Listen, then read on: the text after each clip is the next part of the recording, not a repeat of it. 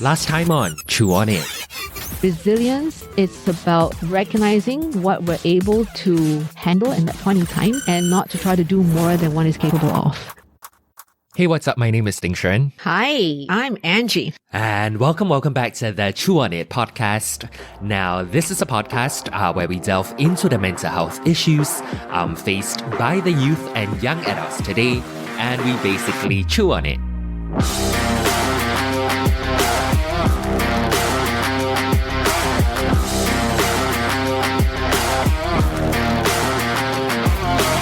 This is a podcast by Brahm Centre, a charity promoting happy and healthy living. Now, I'm really excited about today's topic. It's something that, I desire all the time, right? And I'm sure you desire it as well. Wellness. Wellness? Yeah.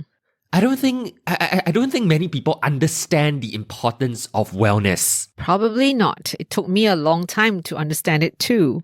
What wellness really is? Let me ask you the question then.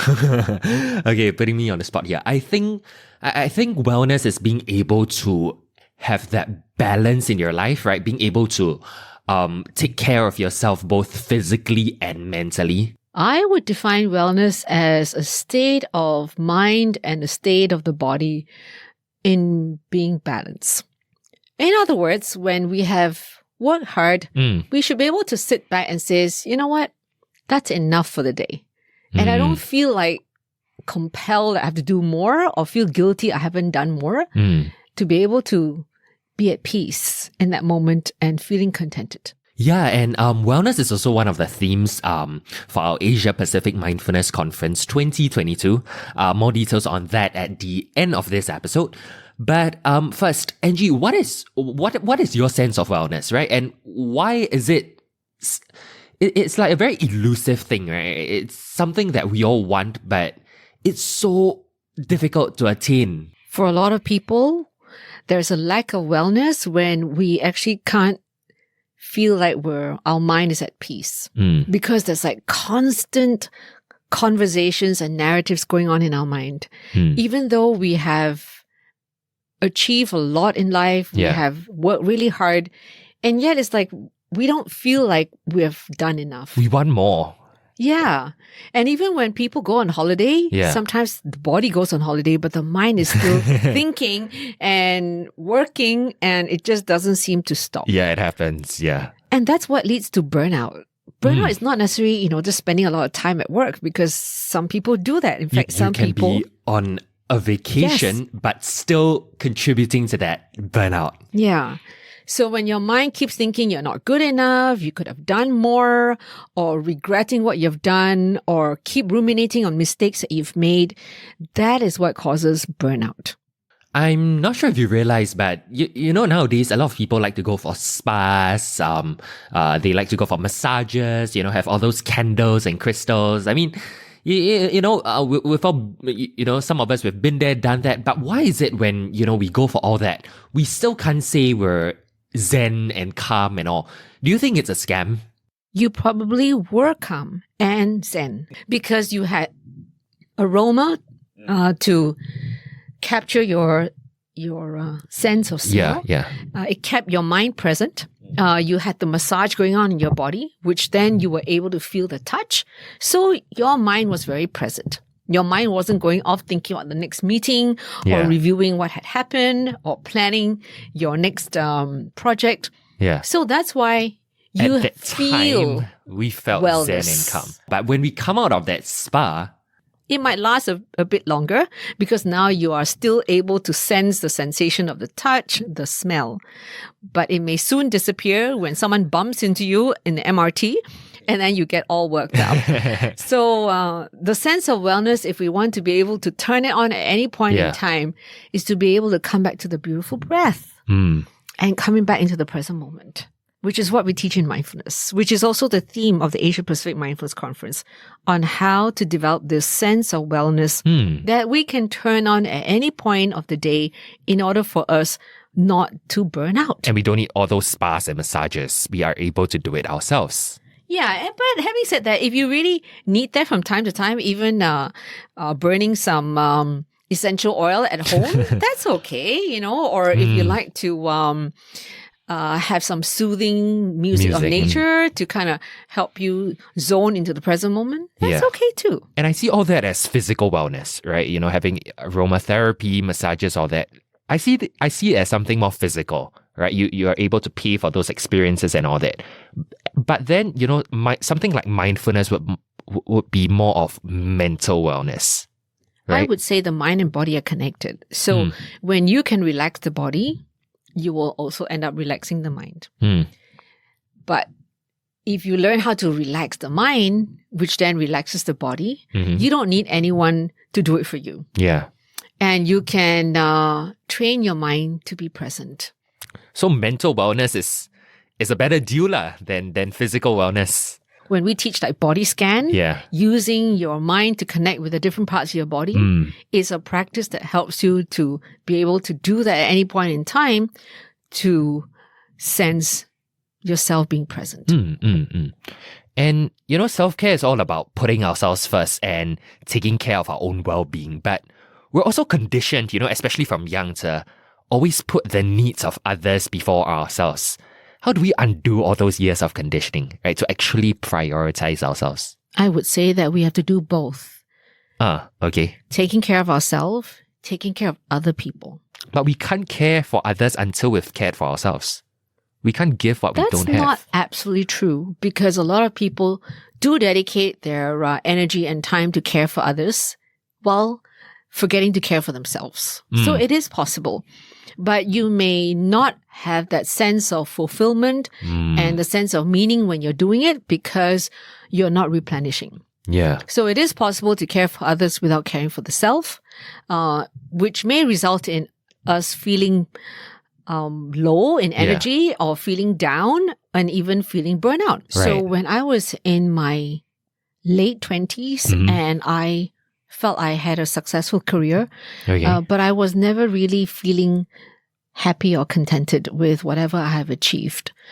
And not at all? Not really. It's like, you know, there was always a void. There was like something lacking. And that's when I realized that, you know, it's my mind, right? This mind that's constantly looking for something else to do, always thinking that you don't have enough. Yes.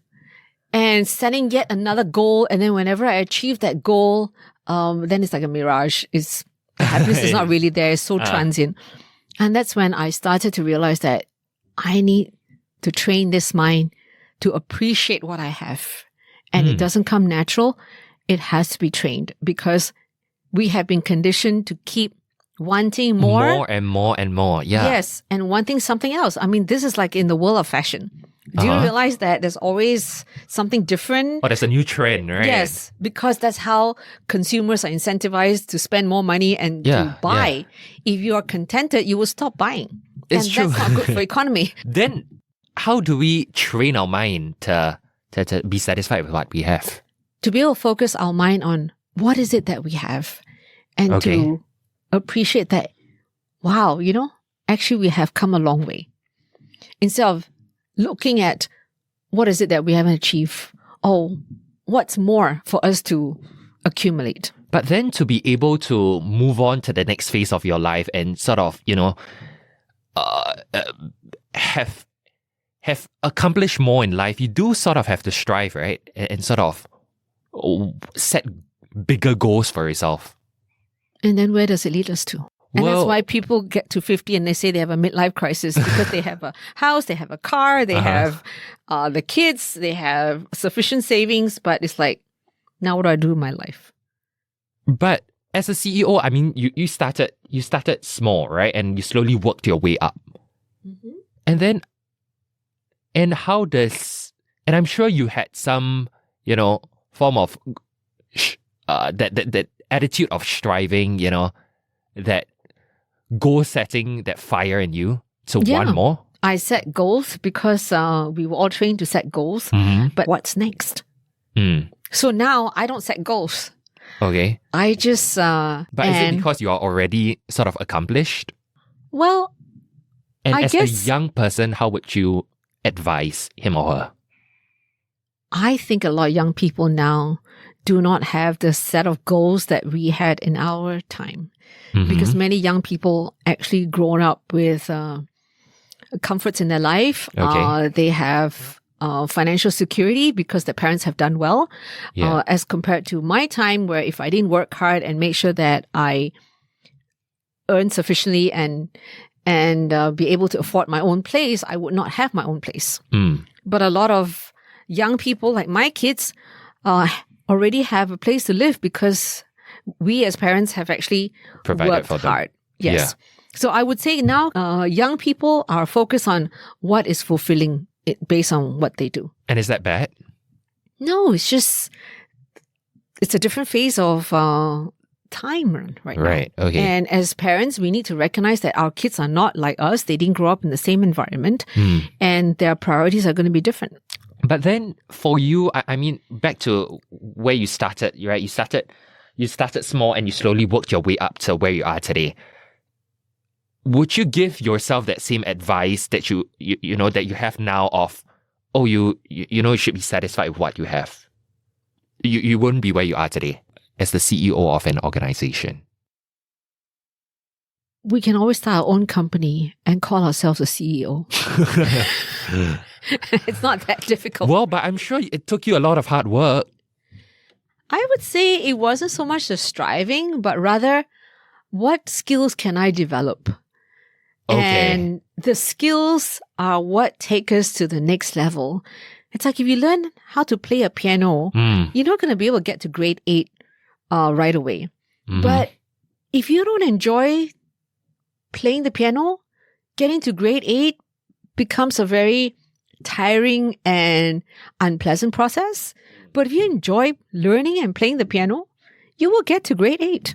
Without as much striving? Yeah, without the pain of like, I have to practice, I have to learn another new piece. So there's still that bit of, I can do better. I'm not really satisfied with myself. I can do better, but at the same time, appreciating what you have. I would say it's like if you are going to start on piano and you want to finish the grade 8, it is not when you get your grade 8 that you suddenly be happy.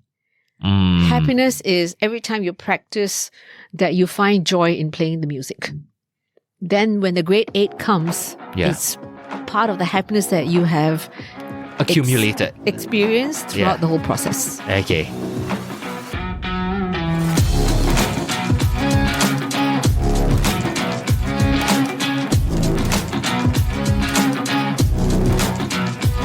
As a youth myself, I think I can speak for many people today. That we are now introduced to new things, right? Not previously known before. Things like work from home, which I believe started from the pandemic. This concept of work-life balance and all that. And when I was preparing for this episode, I wrote down what are 3 things that youths desire in terms of wellness. What are the 3 wellness goals that youths want today? And I came up with these 3 F words, okay? Fun, freedom, and flexibility. Now, as a boss yourself, Angie, do you believe in flexible work arrangements? Flexible work arrangement works for certain types of jobs. For example, if you're doing accounting, you don't have to be in the office all the time. Okay. If you're doing customer service, well, there are no customers coming to your home, so you have to do it at work, at the workplace. Yeah. So, it has to be based on what the needs of the job is and what is appropriate. So going back to what I was saying earlier, the 3 F words that youths today desire, right? In life, for example, in life in general. Fun, freedom, flexibility. What do you think about that, Angie? Having fun at work means that we actually enjoy hanging out with the people we work with. Yeah.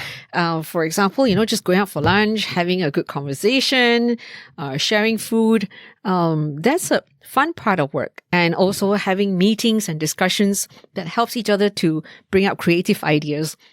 How could you have fun at work if you're working alone at home? I just don't get it. Yeah. Right? Or if you said somebody wants flexibility, that's great.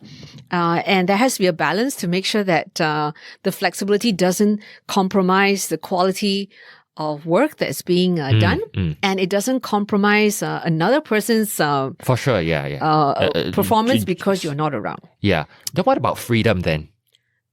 And how freedom, the freedom that youths so desire today, is it a good thing or bad thing for them in the long run? We have a freedom of choice. Yeah. But that doesn't mean we have the freedom to do whatever we want. That's why there are rules, there are guidelines. And even at work, as a boss, I don't have the freedom to just do whatever I wish. I have to be a good example. Yeah. I have to put in place understanding and values that people will follow in order that there is harmony at work and there's mutual respect, there is kindness, openness, and a sense of teamwork. So freedom, I think, is an overrated word and a word that sometimes people don't understand, that too much freedom can actually be counterproductive. Okay, and this is something we like to do at the end of every show. We wrap up our episode by poking fun at our episode topic. And today, since we're talking about wellness, how about we try this, Angie? How do most people restart their workout after slacking off for months? Beats me. You tell me, how do most people restart their workout after slacking off for months? Well, they spend 10 minutes on the treadmill, 20 minutes on the defibrillator, and then 3 days in the hospital.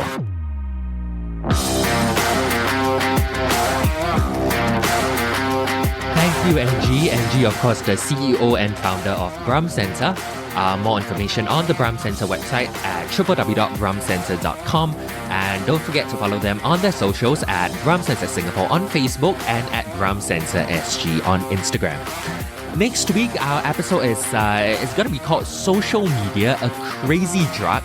And I wouldn't say too much about it for now, but let's just say it might be our favorite episode yet. Okay, stay tuned. You don't want to miss out on that.